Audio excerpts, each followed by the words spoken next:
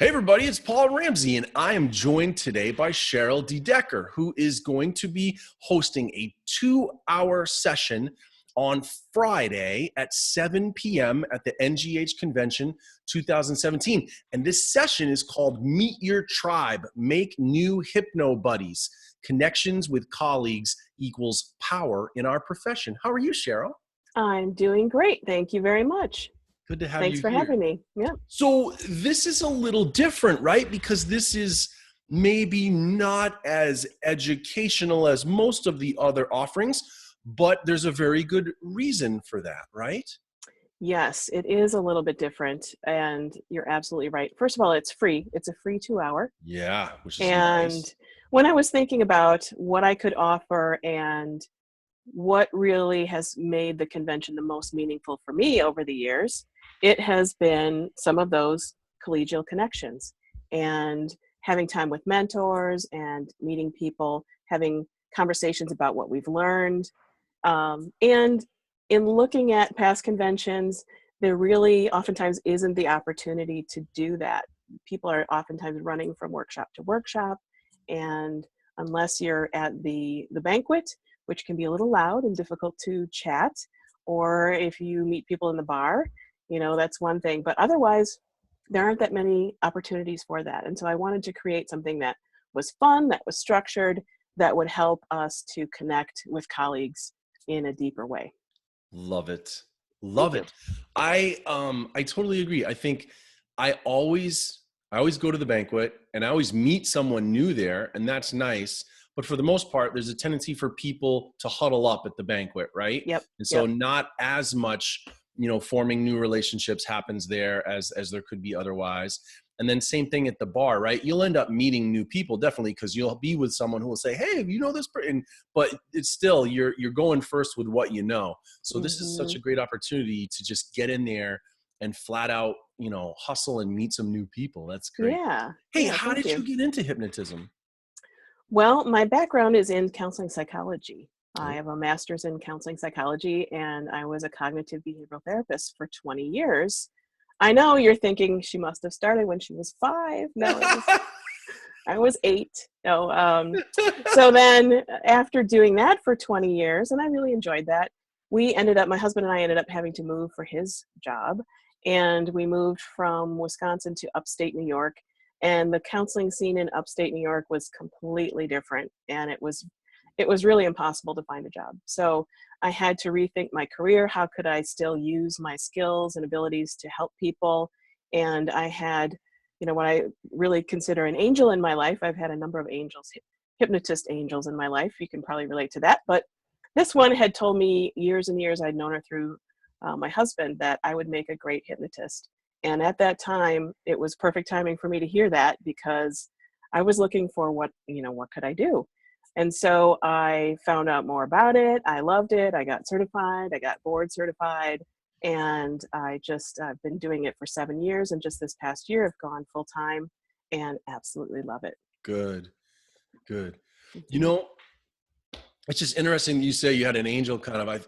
One of my favorite things about doing these interviews is that they let me keep asking people how they got into hypnotism, and I get to hear all these stories. And there are certain themes that I've found come up in the stories over and over again. One of the most popular themes is like the person has an injury or an illness, and they discover that hypnosis can help them, manage that injury or that Mhm. illness, manage their pain, manage their illness somehow. And that's a really big theme for a lot of people, and they're so blown away by the experience that then they get into hypnotism. Another one that's not as big as that, but it is pretty common, is the angel type of having someone who simply says, "I think you'd be good at this," and the way that that empowers people to try something new. And I was one of those people. I was working a job Mm. at a university, and I used to bring in a retired hypnotist to present to my students once a year. And he just said, "I think you'd be good at this. I'd teach you if you wanted to." And that's how I got started. It's the same thing. I love hearing That's that. That's great. really That cool. is great. Yep. Yeah. Hey, Hmm. like what do you think what you've got planned for this session, what you're going to do. What do you think the real value is if someone's going to devote 2 hours and come in and spend 2 hours with you? um, where do you think the value is in that time spent in this session for people? Well, obviously, I think that it is a great opportunity for people. And I guess some of the ways that I would look at it, if you are a seasoned hypnotist, you have an opportunity to have people get to know you on a more personal level. And that can help attract more people to your workshops. It can also help you if you're, looking to be a mentor for people. And if you're someone who is rather new to the profession, you have an opportunity to meet those people and to just meet more people who can be collegial help, support, source of information and inspiration and resources, as well as just having fun. And so it's a way, when you do it on Friday night, you're meeting people, you can carry that through the whole convention. You can meet up for lunch, you can chat about things that you're learning. And, my objective ultimately and hopefully is to have these relationships be something that's really meaningful and helpful and that people carry beyond the convention. Right. Right. And that's one of the greatest things about the convention, isn't it? Is that you can and you will, you will meet people that you will enjoy and that you will look forward to seeing again and again. And some of them you'll only see them that one time a year, and Yeah. others you'll get to see them, at other points in the year. But I definitely have people that I've met that I only see them in August at the convention, and it's a real important thing for me to be able to get Yeah. there and spend that time with them. And I Hmm. think too, beyond, I mean, that to me is the foundation, right? Of just loving and connecting with people, and that's great. And then I think too, from a business perspective, this is very sensible, right? Like why, like Hmm. guys, if you're, if you've been doing it for 10 or more years, the networking never stops. Like Right. it never Right. stops. And if you're getting into the profession just now, like of course the networking needs to begin for you. So I think either way, there's no reason not to really strongly consider being at this session, because the connections you make could really, beyond being enriching and fulfilling for you, could be an important part of growing your business. So Yep. yeah, Exactly. that's sensible. It Hmm. says here you're going to help people work on strong personal connections to strengthen our profession. They're going to find new contacts, and they're going to list actions to complete post-convention to continue building connections. You're going to have homework. Well, I prefer to call that a personal enrichment experience, Paul, rather That's than a wonderful homework. reframe. Good I job. mean, we know it's about the spin, right? It is a good reframe. It's an enriching experience post convention. Yeah. Yes. Hmm. Well, here's what I love about that though, is that again, especially for people who are newer, having a structure which gets them to follow up post convention, I think is really, really smart, like really Hmm. important, right? You get overwhelmed sometimes with all the stuff you learn, and you're not quite sure when you get back, you feel so excited. You want to do a whole lot of things. You need some structures for how to make sure you're taking some action steps when you leave and you get back. And I think that's great that you've planned in for that. You Thank guys, you. free 2 hour workshop. New seasoned hypnotist, doesn't matter. You're going to have value here. What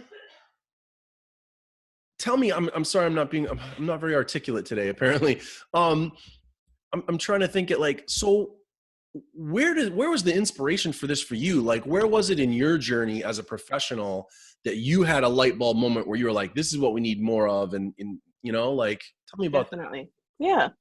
Well, in really trying to brainstorm about what to offer at the convention, and anybody can do this too, it helped me. I thought, all right, I'm going to set an intention that I'm going to take in everything at this convention. This was before I taught any of the workshops. I'm going to take everything in, and I'm going to set an intention that I'm going to figure out what we might need more of. I'm going to see the gap, or a few gaps here. How Hmm. can I contribute? And so that was one thing that I did. And as I was driving home, I was in that, hypnotic driving mode. And of course, it came to me then. And I thought about, what are the things that are the most meaningful for me during the convention? What are things that we could use more of? And I had that idea of, we're just rushing so much from workshop to workshop. And the things that are the most meaningful for me are mentors and making those connections and having those relationships. And so if I can provide a fun structure for that, and really help to potentially have people make those connections, that would be really rewarding for me. Those things can make a difference both professionally and personally in our lives on a deep level. So Yeah. that's really where the inspiration came from. Yeah. Uh, would you classify yourself as an introvert or an extrovert? Well, it's a good question. Uh, I have found it to be very relative. I actually started out being incredibly shy, and I was so shy that this was like in middle school. And I became so shy, it was really uncomfortable. And one of the things that I did, I actually got fed up with being shy.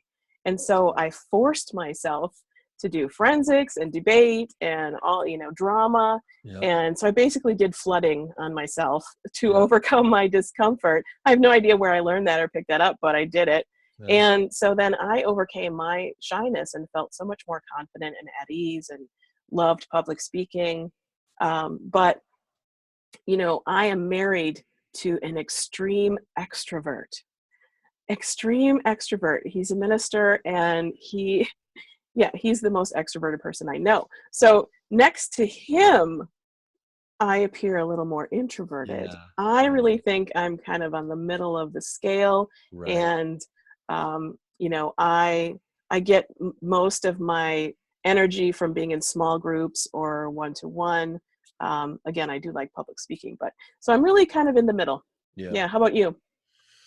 I am actually, I'm pretty far down on the introverted side of things, and it's funny because I primarily make my living as a stage hypnotist. People always act surprised by that, and I'm like, it's it's The different. persona. It's Yeah. it's a task. Yeah. Stage hypnotism is a task orientation. It's not a processing modality in and of itself.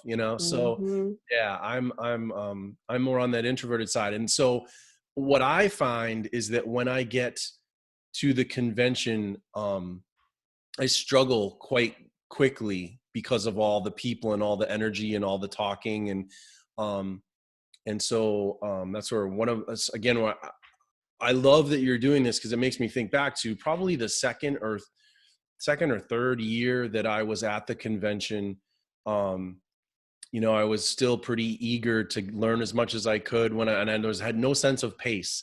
And so I went Hmm. hard at it like Yes. all day Friday. I like went to practically Hmm. every hour I was at a thing. And by Saturday, I had gone to like, two things or three things and I was already tired. And so I had this I was like, you know what, I'm just going to take one off. And I was sitting in this high back chair in the hallway in Marlboro. And I was just sitting there and I was in a good mood and everything, but I was just really low energy. And I was just sort of sitting there and sort of being quiet. And Orman McGill walked up in front of me and he stopped and he looked at me and he said, "You look very peaceful." And I said, "Oh, thanks, Orman." I said, "I hope you have a great day." And he said, "You too, young man." And he, headed off down the hallway. And I think an extrovert would have been like, "Oh my God, Orman McGill, I gotta talk," and they would have gone right. And that's Yeah. not how I tend to be, right? And so Hmm. I let him walk off.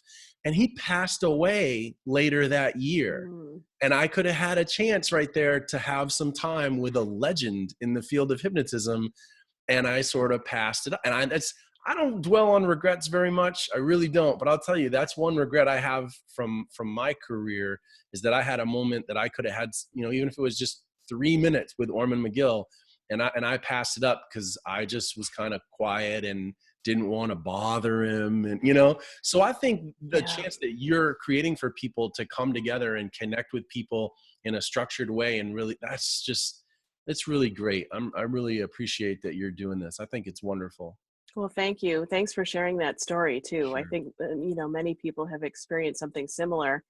And the goal here is that we have both, some of those legends in the room Yeah. as well, as everybody else, so that you have that opportunity. Yeah. And even if you are introverted, it's going to be something that, because of my background, I've been there, I'm going to make it something that's fun, that's comfortable for everybody. And you get that chance to really, maybe meet somebody who's been an inspiration for you professionally for years and years, and you just haven't had the opportunity to chat with them. Yeah. Cool. Hmm. Hey, if people want to learn more about you and what you do, what's the best way for them to do that? Well, they certainly could go to my website. It is www.cherylscompass.com, or my email address is cheryl.dedecker@gmail.com, or they could call me at 607-287-7907. And I'm always happy to chat. Awesome. That's great. Cheryl, thank you so much for making time for me. I'm really grateful. Thank you, and you are cordially invited, of course, yourself to please join us on Friday night, as well as Thank you. everybody watching and listening to this. Please Thank come and join us. It's going to be free fun and Friday night. All right. Friday, August 11th, you guys. Friday, August 11th at 7 p.m. Meet your tribe. Make new Hypno-Buddies with Cheryl DeDecker. All right. Cheryl, see Thank you in you. August. Thanks so much. All right. Bye-bye. Bye-bye.